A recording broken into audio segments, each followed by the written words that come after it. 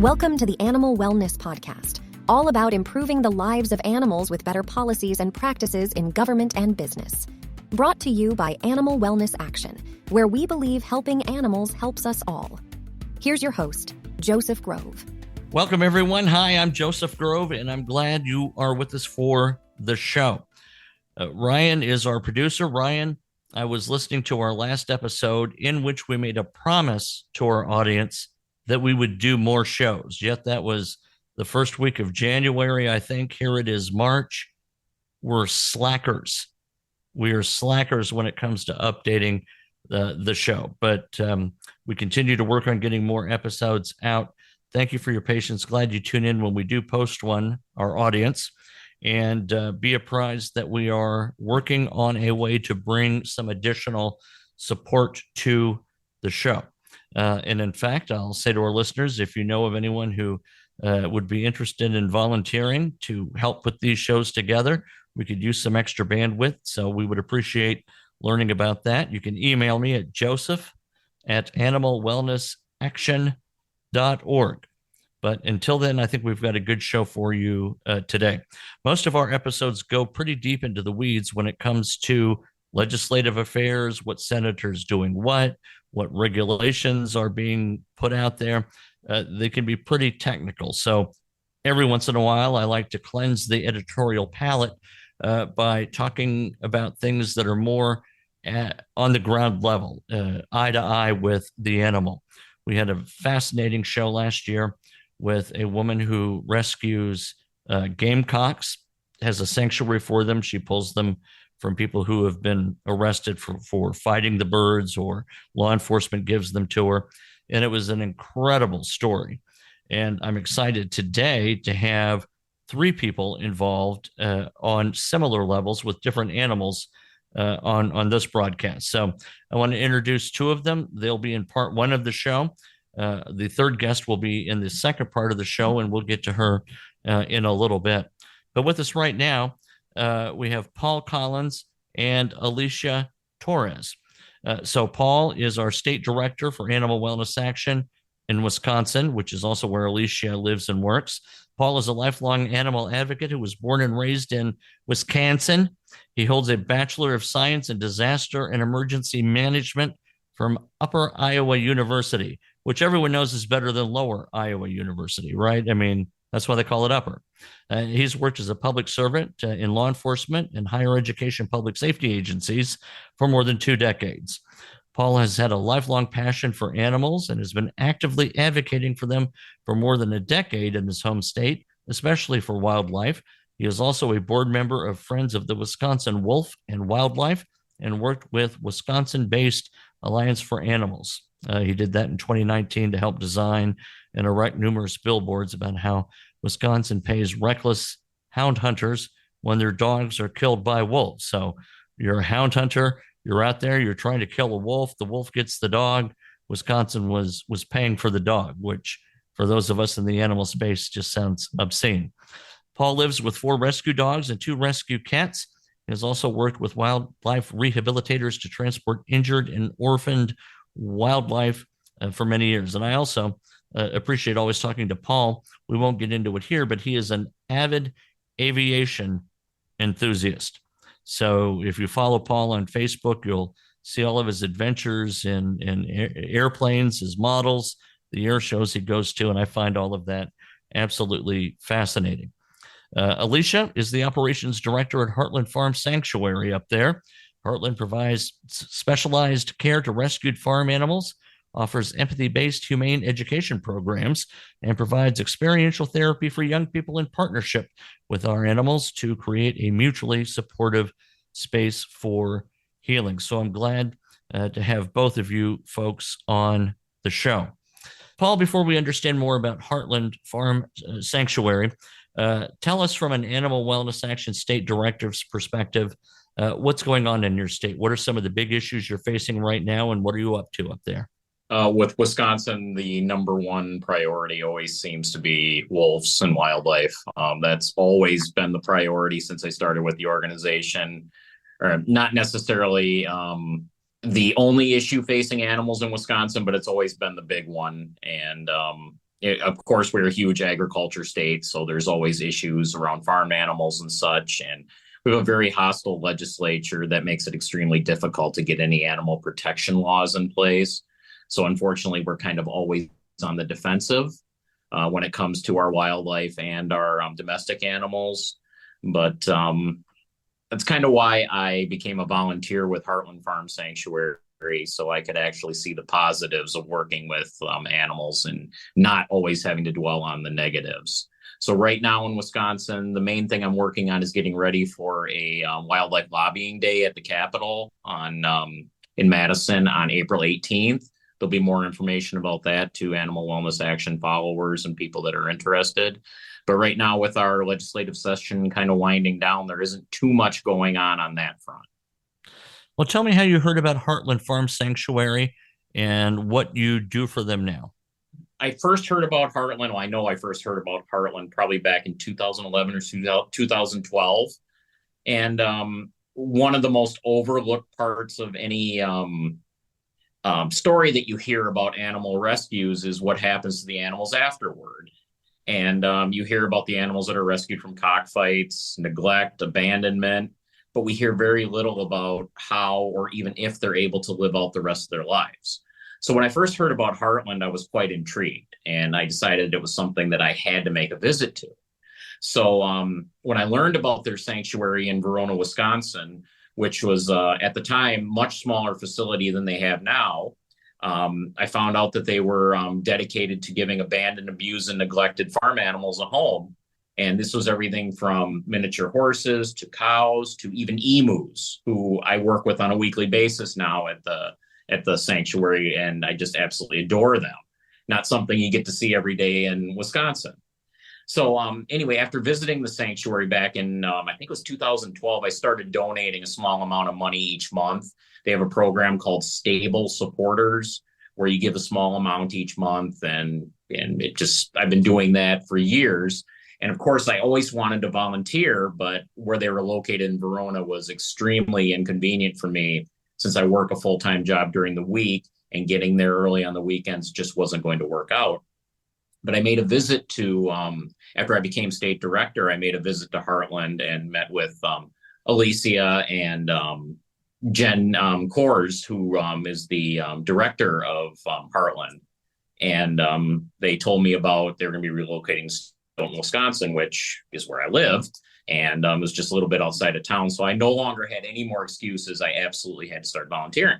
So in October of 2022, I started volunteering at the sanctuary. At the time, there was just a couple of goats, Murphy and Truffle, the emus, and some of the smaller birds. So I started out real small, but then they built a brand new, fantastic barn, brought all the animals from Verona over, and now they've fully integrated into the new location with giant pastures for the animals. It's just incredible. I mean, it's the highlight of my weekend, getting to go there and work with these animals. And so I do this each Saturday. Each morning, I spend about 2.5, 3 hours at the sanctuary, doing everybody's favorite cleaning up poop and hanging out with the animals, but absolutely makes my weekend. It's just the highlight of every week. I've kind of become the Saturday morning goat man for Heartland, because I've developed such an affinity for the goats, and for whatever reason, they bonded with me and I have bonded with them. And now all the residents are a part of my heart.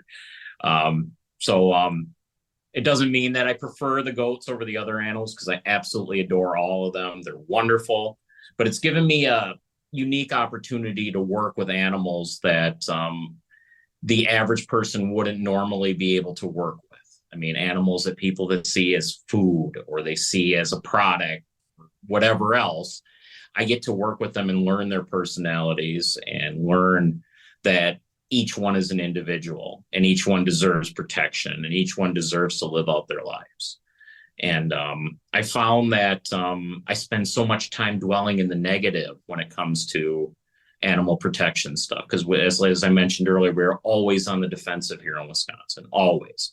Heartland has given me an opportunity to see the positive, to feel the love from the animals, to give the animals love, to see the people that work there feel the same way toward these animals, and all of the things that Heartland provides to the community, the camps for kids, the therapy for kids, teaching a more humane way of living. It's just been fantastic. My favorite story is a little goat named Hank. He was let down by humans twice. He was found chained to a bed in a small apartment in Sheboygan, Wisconsin. He was confiscated from there, and he was taken to a farm in Dodge County, Wisconsin, where the hobby farm, apparently, where Hank and all the other residents were left abandoned after the people were evicted. They were left to starve to death, basically. Hank got rescued, taken to the sanctuary along with some of the other animals that were there, were brought to Heartland, and Hank's kind of become my little buddy, and I'm extra protective of him, even though he likes to take out my knees every week. but his story is, I kind of, every week I say to Hank that, we're not going to let you down again, little buddy. And he's just one of the many stories of what Heartland and other similar farm sanctuaries have been able to do for animals that have been let down by humans time and time again. I was going to work with goats once, but I decided it was a bad idea. That's more sheep, but you see, I don't know. I'm such a city person. Goats, they all sound the same to me. So Alecia, thanks for coming on. And I have to ask you this: on a scale of 1 to 10, 10 being the best you've ever seen and 1 being the worst, how is Paul when it comes to cleaning up animal poop? He is a 10, and we always save the goat stalls for Paul because those are some of the most challenging stalls. And the stinkiest. Yeah, we're like, Paul's gonna do it. He is an excellent volunteer, and I loved hearing Paul how you came to Heartland. That's really special. Yeah. Well, tell us how you came to be involved, Alecia. I don't know much about you. This is my first time meeting you. How did you get into working with animals, and how did that manifest to the sanctuary? Yeah, I also started as a volunteer. I started in 2011. And at the time, I was just working in an office. I have a degree in social welfare, but I've always been passionate about animals and always followed farm sanctuaries. One day I was Googling and it came across Heartland Farm Sanctuary that had just started taking animals in 2010, so they were pretty new. And I was like, wow, there's a farm sanctuary in my town. It was really just so fortunate to have found it. So I started volunteering and just from day one, fell in love and became obsessed with the place. I volunteered as much as I could for about a year, and then was offered a part-time position to be assistant to the founder. And I helped her out for a while and then started doing tours of the sanctuary, just as much as I could, just started adding on jobs until I was able to have a full-time position and then quit my office job. And I did not regret that decision at all. It's just been a passion, and I feel so fortunate to be a part of it every day. I also love hearing people talk about it, how special it is, because I think I just take it for granted that I get to see emus every day, or that I get to pick up a chicken or groom a goat. Those are all the things that we get to do that are so unique, but everybody doesn't get that experience. And I wish everybody did have that opportunity. When in your life did you first realize you had a special passion for animals? Was there a pivotal moment? How old were you? I think I was born that way. My mom was vegetarian and just raised my brother and I to be very sensitive to all animals. I remember walking to school and picking up worms off the ground and putting them back in the grass, if it had just rained and they were out. I was just always looking out for little animals and always very sensitive about that stuff. I think that's why I started researching farm sanctuaries and finding out more about them.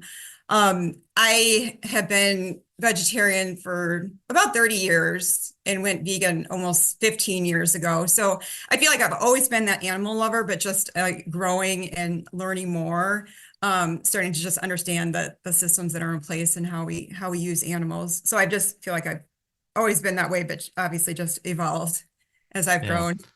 Once you see it, you can't unsee it, right? Once you get the image of this animal as a person in his or her own right, not a human, of course. I'm not making an equivalency there, although in many instances, I think the comparison would come out in favor of the animal and not the human.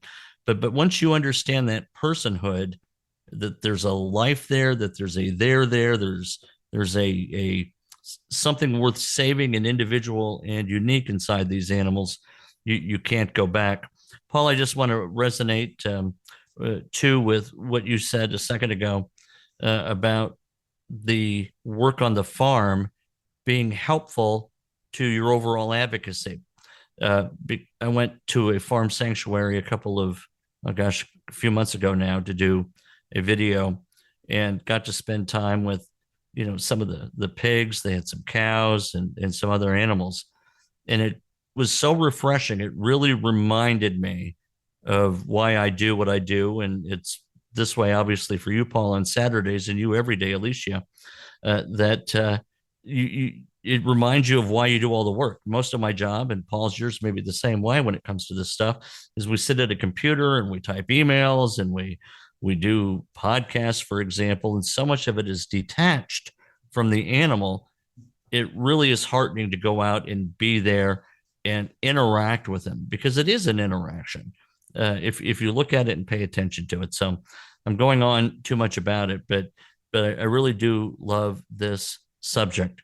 So tell us about Heartland itself, Alecia. How big is it now? How many animals do you have? Give us a sense for what the sanctuary really comprises. Sure. Well, the reason we moved to Stoughton is to be able to take in more animals. We're still in the building process. We had 15 acres in Verona. Here in Stoughton, we have close to 40 acres. We currently have close to 70 animals. We've certainly had more animals than that in the past, but with our move and just growing, we're being cautious about how many animals we take in, only because we are dedicated to providing them with really high quality care, which includes vet care, which is expensive. So we definitely want to have more animals in the future. We hope to build a pig barn that will open up a lot of spaces in our current barn. We also have to finish construction on a quarantine area that will allow us to bring in new animals. We can't do too much of that right now because animals have to be quarantined for 30 days separate from the rest of the population. So we're in still kind of a transitional phase, but have the capacity there for a lot more growth. The animals come from a variety of situations. Some are from cruelty and neglect cases. Some are found homeless. Actually, quite a few animals are found homeless. Chickens are often dumped if they turn out to be roosters. People think they're getting hens and they turn out to be roosters, and then they can't keep them. So we have two roosters right now, Leaf and Gunner, who were dumped in a local park. And we think that that's probably why that happened. That people just assumed that that'd be a great area for them to live out the rest of their lives. And it absolutely wouldn't have been, because they would have frozen to death or been killed by predators. Homeless situations come up too with ducks, animals being found. We've had several pigs over the years who have fallen from transport trucks, little baby pigs that are found on the highway. That's actually more common than you might think. So anytime animals are found homeless, we're often a resource for them if they're farm animals. Some of our animals also come from situations where they've actually had a really good life. It could be from someone who's having financial difficulties or health difficulties that makes it so that they're not able to keep their companion animals that just so happen to be goats or chickens. So we do have animals as well that come from people that appreciate who they are, all variety of animals. I think at Heartland, they get so much positive attention that eventually a lot of the animals are able to come out of their shell, even if they have that difficult background, just because we have 100 volunteers loving on them, and all that positive energy going their way is very helpful for healing. We actually have close to 30 staff. They're not all animal care, we do the humane education programs such as camps, and tours and that sort of thing. So we have a humane education staff. We also have licensed therapists working with us, and the experiential therapy is its own separate people program. And then with animal care, we have about 10 animal care caregivers and myself. So it's a large staff, but we're also doing a lot of people programs in addition to the animals. And that's fascinating to me. It's certainly well known that working with animals is a great therapeutic tool. And you have a background in social work, as I would unprofessionally characterize it based on what you said. Talk about these camps, the therapy programs. How do you see these? I assume we're talking in many cases about children, if not exclusively so. How do you see them respond to the animals, and what do they come away with in terms of a better soul? That's a really good question. I don't have children of my own, and I guess I wouldn't say I'm a real big kid person, but I've always been an animal person.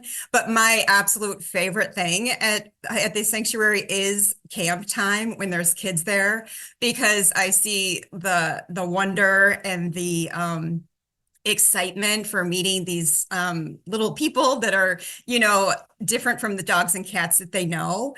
And I think it's just the most amazing thing when you see them get that awareness that these animals are just like the dogs and cats they know at home. They all have distinct personalities, things they like. You'll have the kids making breakfast for the animals, and they're just so tickled to find out, like, this pig doesn't like green peppers, or this chicken won't eat lettuce. Like, they learn these things that all of these residents are individuals. So I think for the humane education programs, that's the most important thing, just giving kids that opportunity, because they're not going to make any larger connection if they don't meet these individuals.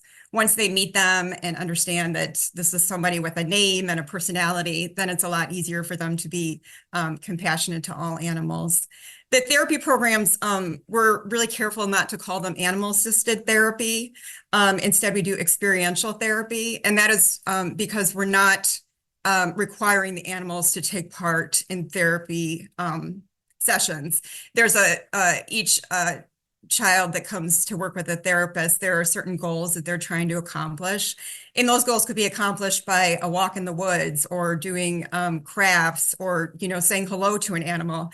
We just want to make sure that there's a distinction between using the animals for people and just the reality of what it is at Heartland is these animals are just living here. They're residents living out their entire lives, and they just happen to interact with people when they feel like it. So animals always have the option to walk away. And if someone walks away from you, that means visit over. You know what I mean? It's definitely up to them how much they participate. So that teaches people things as well. It teaches them boundaries and all of those important things, just watching body language and that sort of thing.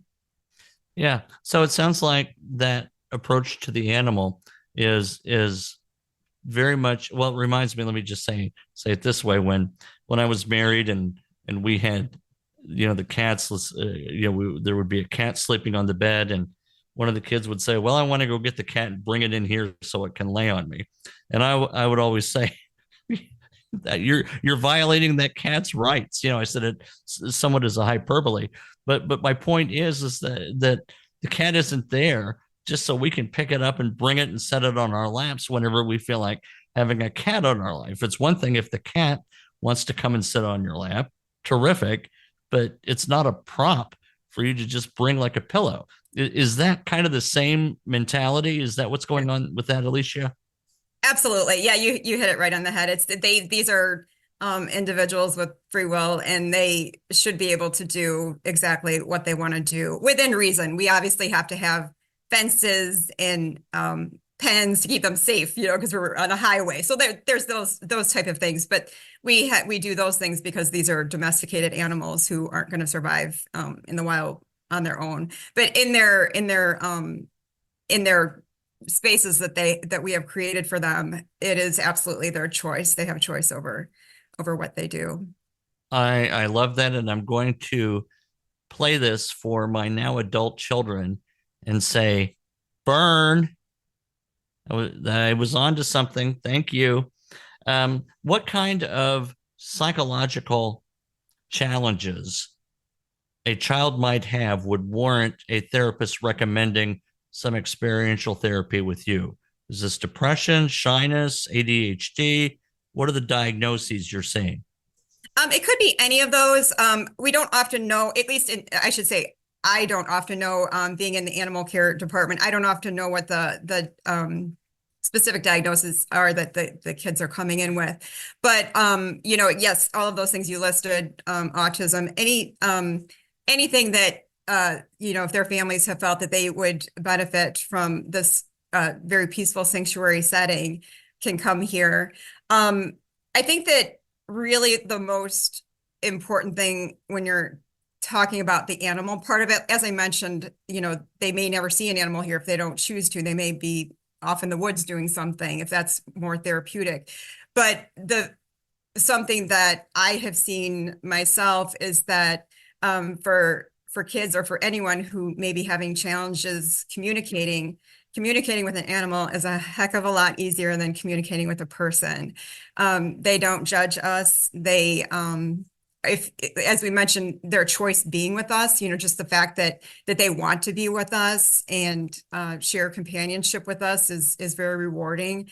And a lot of times I would just see kids sitting and talking to an animal, and that to me feels really good because, they're sharing that moment and the kids are allowed to think what they want and say what they want without judgment. So I think it really does free people up to be able to just be themselves a lot easier in the company of animals. Well, I agree, and I think that's beautiful. How can our listeners help Heartland? I'm sure you're on Facebook, and I've been to your website. It's a beautiful, well done website. What do you need? Yeah, we are largely run on donations, so that's always wonderful. Supporting us with any events that you see in the community is wonderful. Taking part in the programs, telling people about our summer camp and encouraging people to find out how to be just more compassionate in general. Getting involved with our programs is great. Volunteering is wonderful. Our volunteer commitment is 1 shift per week for at least 6 months, so it is a significant you have to really be committed to it. But I think, as you heard Paul talking, I think that people always do get a lot out of it. So that it comes out to about 3 hours a week. So, but yes, volunteering, donations, all of those things are very much appreciated. Animal wellness action depends on people like you to complete our work.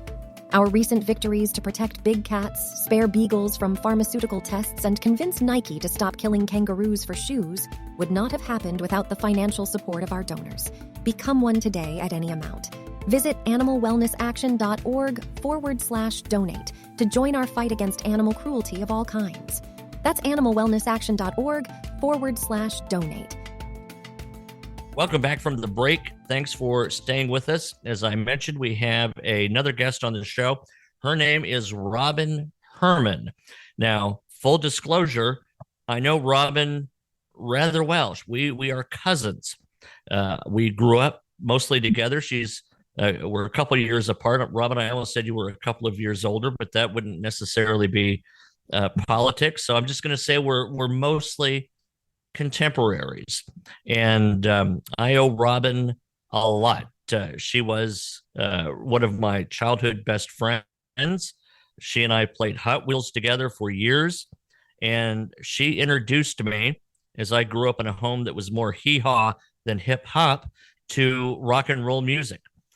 Every time, as I've told her, I hear an Elton John song, I think of Robin. So I love her, and not only that, I'm inspired by her and consider her one of my mentors, one of my inspirations when it comes to taking care of animals. So, Robin, thank you for being on my podcast. Sure. Talk about Lucky Dog Retreat. For years, you had this terrific business in Indianapolis, where you live now. And how did it get started? And what was just your mindset in creating this venue for animal retreat? Well, I was working in the corporate world during the week and volunteering on weekends at dog shelters. And I wanted to help more dogs. I wanted to save more dogs, but I had a house payment and car payments. So I needed to make some money. And I was in Muncie doing a dog fighting presentation to the Rotarians. We were showing them things to look for to spot dog fighting going on. And the lady that had us do that was the host of the meeting that day. And she had a doggy daycare, and I had never seen one before. I didn't want to open a boarding kennel. I didn't want to open anything else to try and make money while I was saving dogs, because it wouldn't. I don't want to lock them in cages and then try and save them. I wanted to do something that dogs liked. So I saw a dog daycare for the first time in my life, and I said, oh, I can do that. And 6 months later, we opened. And the goal was to open a facility to help dogs. Like, people don't, Lassie's not at the pound waiting to be adopted and then goes home and sits by the fireplace all day and waits for the owner to come home. The dogs that people rescue from the pound sometimes have pent up energy and like to eat the couch while the owners are at work. And if they can bring them to daycare, they don't have to worry about leaving them at home, and we can help get their energy out. If they're, a young family with 2 kids at home, got to get them from school, got to get dinner made. This is a way that we can help them have dogs and take care of them during the day, and then board them over the weekends or over the vacations. And the dogs don't stress themselves out so much because they're coming to a fun place to board. So they don't mind boarding. So it was a way that I could still enjoy dogs and make a little bit of money while we would save dogs. And we would just go get a couple from the pound, integrate them into the population of dogs, put them on Pet Finder, and adopt them. So that's how the whole thing started. Over time, obviously, it grew. You started off in a section of, I guess what I would call, without pejorative, a strip mall in Indianapolis. Yep. But things really took off for you, didn't they? It went really, really well. Dog people are great people, and I loved our clients, and we grew and grew and grew. In 2012 is when we went for our 501c3, and we created Lucky Dog Retreat Rescue, which was the other arm of the business. And all told, we were saving nearly 100 animals a year, 100 dogs a year. Right. By finding them in shelters, bringing them into Lucky Dog, putting them on Pet Finder. And yep. How many animals, how many dogs would you say were pulled by you and your team from the pounds and now have happy lives? No, there was almost 1,400 dogs. All right. 1,400 dogs. We talked a little bit before the show about an anecdote I'll ask you to repeat relative to your upcoming Parvo clinic. But it reminds me that maybe one of the biggest challenges you had was dealing not with the dogs, but with the people who let them go into shelter and maybe who weren't always ready for the responsibility of taking care of a rescued dog. Which was more burdensome, the dogs or the people? A lot, the people, a lot of time. I mean, the longest we always said we'll take the dog back. The oldest dog that we ever had to take back from an owner was 12 years old. We took him back after they'd been adopted for 6 years. We didn't even remember the dog. And 6 years later, all of a sudden they're moving and can't take the dog. And so they bring it back to us. That was the heartbreaking part of it. Right. And I glommed onto, as you were speaking, what you said about how rescue dogs, maybe any dog, even if it's coming to a home after adolescence, let's say, and is not a rescue dog, they do take time to acclimate, don't they? Just as you and I would. If we were going into a new home. They're not just going to immediately find that peace of mind. Absolutely. We kind of stopped adopting dogs right before Thanksgiving and right before Christmas, because a lot of times when we would adopt out a dog, this happened several times, that we would adopt out a dog right before Thanksgiving. And I think people are thinking, I'm on break, I'm on winter break, it's time, I can adopt a dog. And then they would have the whole family over for Thanksgiving. The dog flipped out, and then they bring them back. So, they don't give them, they just assume that the dog knows that they're in a safe place and this is all better. And the dog doesn't understand that. The dog's just in another environment, and it takes them a little while, up to 3 months, to really feel safe. And a lot of times dogs, when they don't feel safe, they don't behave properly. Right. I'm taking care of my son's dog while he's mobile for a few months, and it's taken this dog, whose name is Vegas, a while to acclimate to my home, even though Dylan has been in and out. That's my son. And it's really a process, isn't it? They Yes. do have to be comforted. They have to find their way around, get used to the new sights and smells.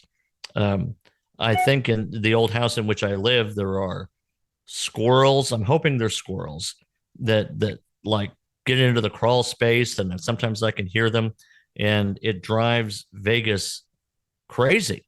She's not used to it, and I'm hoping one day she'll settle down to that, because if this weren't my son's dog, and if I weren't a person of a heart who would be disinclined to rehome a dog, I got to tell you, I don't know that I would have been prepared to endure the challenges presented by this temporary rehoming.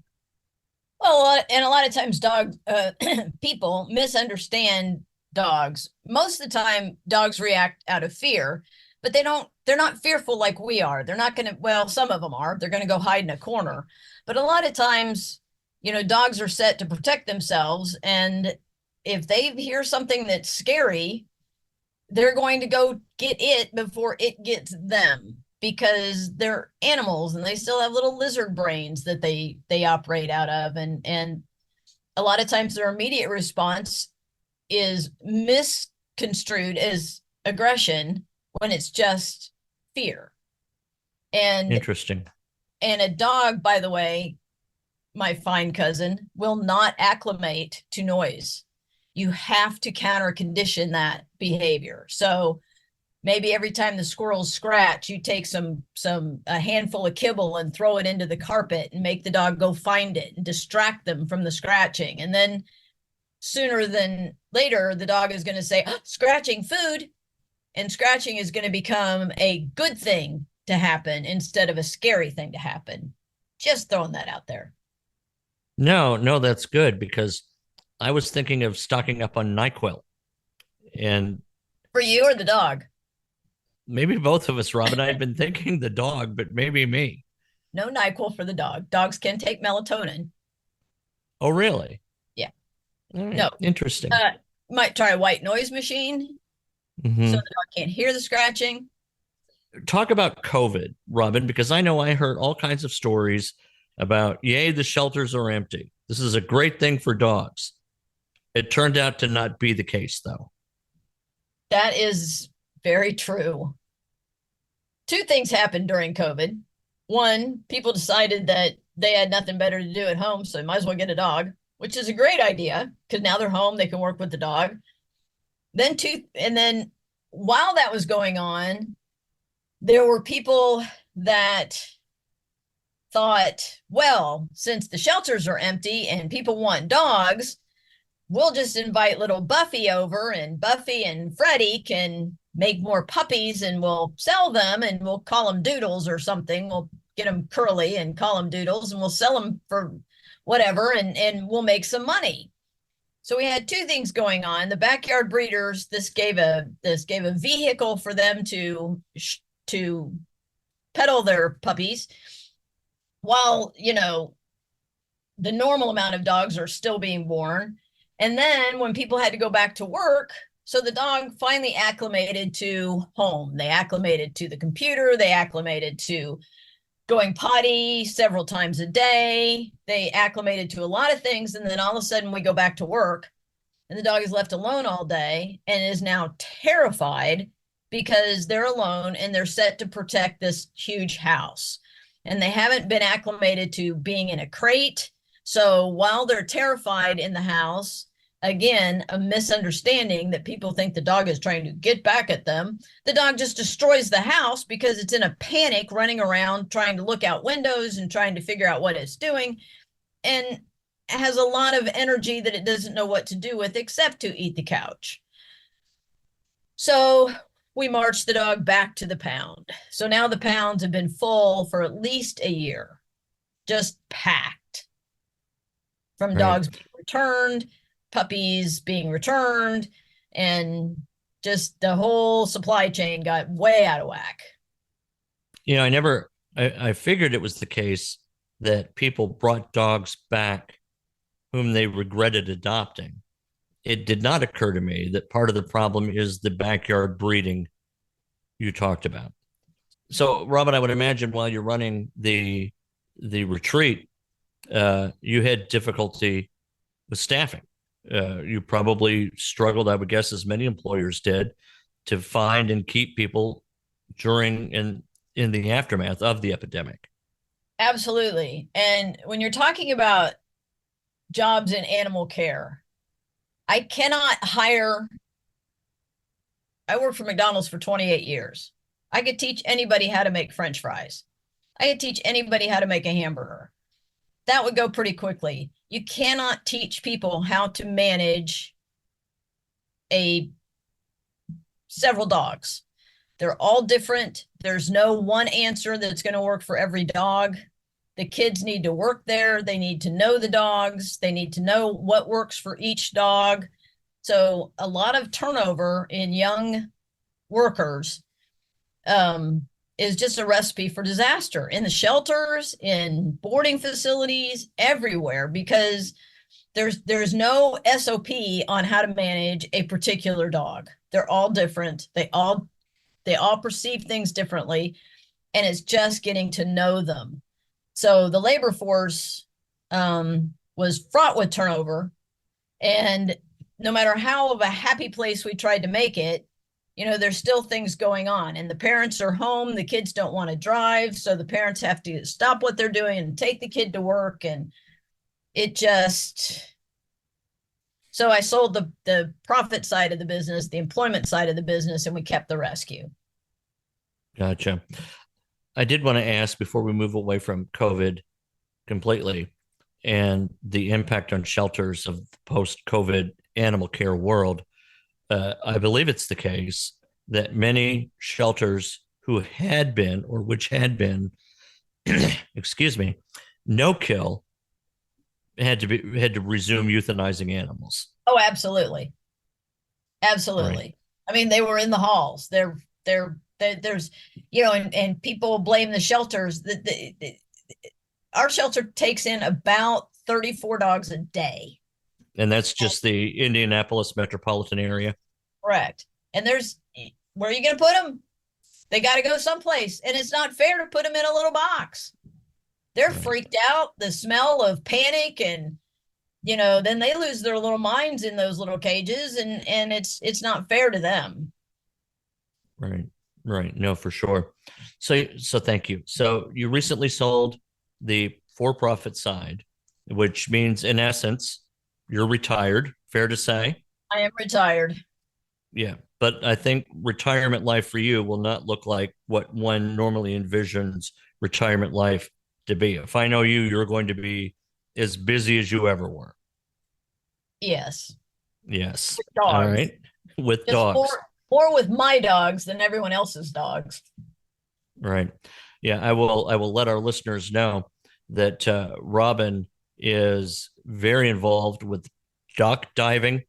And one of the things I find fascinating about her involvement with this sport is a mission she can say more about, and that is to show some of her competitors that you don't need to invest thousands in a specialty breed to do it. Robin uses rescue dogs And by golly, they do pretty well. Robin, talk about that. Well, I've had 5 rescue dogs that have made a world champion podium somewhere, be it in disc, agility, or dock diving. I just go find the dogs that would eat the couch, that have a little bit of energy, a little bit of drive, a little bit of work ethic. Try and find the right one, pull them out, and then introduce them to different sports and see which ones they like. I used to just do Frisbee. Then I ended up kind of in agility with Skeeter because she enjoyed that. And then Rigby, I only took her to dock diving because I like the sport, because it's in water and it's a nice summer sport. You sit by a lake, your dog jumps off the dock, and it's a lot of fun. And her biggest jump right now is 31 feet. So she was in nationals last year. She came in 10th. So she's an awesome little dock diver dog. But, you know, so many times people will say, well, I want to do agility, so I'll go spend a lot of money on a dog that ought to do well in agility. And when the dog doesn't do well, then they're frustrated. Instead of introducing them maybe to a different sport, you know, you gotta go with the dog. Like if you want your kid to play football and they love baseball, you gotta become a baseball fan. That's just kind of how it goes with dogs too. You can't just get them and make them do a sport. They won't do it well, and they've got to have fun. We talked on the phone a couple of weeks ago about a dog that came into your care. And I think it's safe to use the dog's name. Of course, we won't mention the owner's name, but the dog's name is Mila. And Mila had a pretty tough road, but it sounds like through your work and a project you're planning in April, Mila may indirectly save hundreds of dogs. Tell us about Mila and tell us about the aftermath of her story coming up in a few weeks. One part of it gets a little bit confusing, but our pound, our Indianapolis Animal Care Services, they post rescue dogs. And I meant to say this earlier, the dogs that we have pulled, the 1,400 dogs that we have pulled, we don't go and pull them off the adoption floor and then turn around and adopt them. We pull dogs off the rescue list. So we pull dogs that have either been hit by cars or are sick or need some sort of medical care. Most of the time they've either been hit by a car and have a broken pelvis, broken legs, or they are sick with parvo. Because what happened with Mila is that when their dog all of a sudden starts to get sick and they take him to the vet, and the vet will say, your dog's got parvo, it's going to be at least $2,000. Do you have $2,000? And the person says no. And then the vet says, well, I can't help you. And then we get mad at the vets, but you know, they're a business too. They're paying nurses and vet techs and receptionists and all sorts of medical equipment. So they've got to make money too. And parvo is very expensive. So how Mila came about is that our pound posts dogs on the rescue site, on their rescue site on Facebook. So they'll say, this dog has been hit by a car. They won't post adoptable dogs. To that, you go to the pound or go to Pet Finder. But the rescue dogs, they post, and well-doers across the city will offer money. So I'll give $20 to the rescue if you pull this dog. So once a rescue pulls the dog, then the pound says, okay, LDR Rescue pulled this dog, so pay them. And here's the link. So a tenacious dog owner who loves their dog and wants their dog back can follow that page and see where their dog goes. And that's what Mila's owner did. So she knew the rescue came to us. So she started making phone calls, trying to get her dog back. And we've had that happen occasionally. And for the most part, we're like, sorry, you can't. We have to change their names on Pet Finder so that the owners won't find them. And usually when we take them, we're not real public about it, because when the owners try and come back, and that's not okay. You can't go let your dog get hit by a car, let somebody like me pay to fix it, and then go and readopt it for $150. I spent $3,000 on this dog and you let it get hit by a car, and chances are it's going to get hit by a car again. And in this case, we kept getting parvo dogs. So all of a sudden my phone will ding and I'll look, and there's a quick, cute picture of this little suffering puppy that's sick and needs help. And my choice is to either help it or not. And if I'm not going to help it, it's really kind of out of options at that point. And the vets can't just fix them all. And then the vets have no way to adopt them once they do that. Anyway, so Mila's mom started calling Lucky Dog Retreat the profit side of the business, thinking it was them. Started emailing, wanted her dog back. And I just ignore it for the most part, because, once you get into some sort of conversation, if they don't understand already, it's going to be difficult for them to understand. So anyway, Mila's owner kept emailing me, and finally she was accusing us of not getting back to her. Nobody would help her, blah, blah, blah. And finally I just wrote her back and I was like, look, the reason that we haven't called you back is that we're cutting our yard and going grocery shopping and working, and we can't use our employer's phone, and we're just regular people trying to save your dog. So that's why nobody's gotten back to you. And you could be a little bit more grateful that your dog was taken and saved. And, she was almost, $4,800 and a long night for me on the phone with the vet all night, discussing whether we should, for her best interest, euthanize her. She was so miserable. With parvo. It just tears up their intestines, and she can't eat. She can't hold any food down. And her intestines are just shedding everything, blood. They're just deteriorating. And it's a horrible thing to watch. So, after that, she got very grateful, very thankful when she realized, there's no help for dogs. There's no help for animals. You can't just say, I need help. You have to vaccinate them. And the reason that we don't usually give back dogs with parvo is because a $16 vaccination could have stopped this whole thing. And if you didn't vaccinate them, then you're not going to give them rabies shots. You're not going to take care of them. You're not going to give them heartworm treatment every month. You're not going to give them flea treatment every month. And you're not going to take good care of them because you didn't take good care of them then. Well, Mila's mom helped me change my mindset on that. And she sent me pictures of Mila as a puppy, those Facebook pictures where she's all cute in the back seat. And I could tell this woman really, truly loved this dog. And the more we talked, she was trying to do all the right things. Her husband had just gotten a job that offers pet insurance. They'd signed up for pet insurance. They had an appointment at the vet, but all of the things that we talked about back when you and I talked about COVID, that's killing the vets right now, because the vets are just packed. Because even though the pounds are full, it's not like everybody returned their dogs. Only maybe a third of the people returned their dogs. There's still a bunch of dogs out there, and the vets are packed. So her vaccination appointment wasn't for 2 more months. It was October, it was the next month, and it was too late. So dogs are born with no immunity to parvo, and parvo is everywhere. If there has been a dog there, there's the potential for parvo there. They have no immunity. She didn't understand that. She didn't understand that vaccination. If you look at what new dog owners get, they get a pamphlet of all the stuff that you should do for your dog. And there's like 400 things, and they all cost money. And the one little line in there that's even sometimes not even there is parvo vaccination. And that's the one thing. If you've got a dog and you've got $20 and you want to do the best thing for that dog, get it a parvo vaccination and feed it. Tough case, happy ending, right? So Mila is back with her family and doing well. And you had an idea.